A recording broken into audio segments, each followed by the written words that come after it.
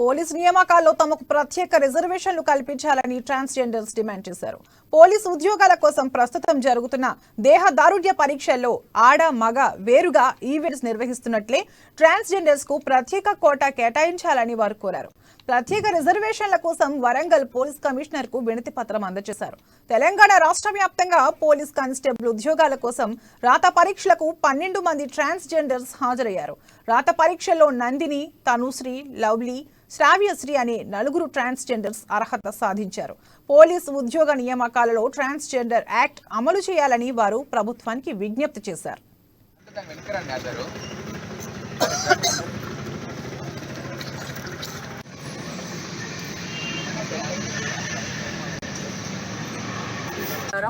నా పేరు తనుశ్రీ.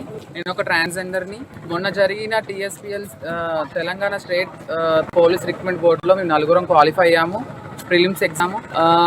కానీ మాకు ఎలాంటి ఈవెంట్స్లలో మేము ఎవరితోటి పోటీ పడాలో మాకు క్లారిటీ లేదు.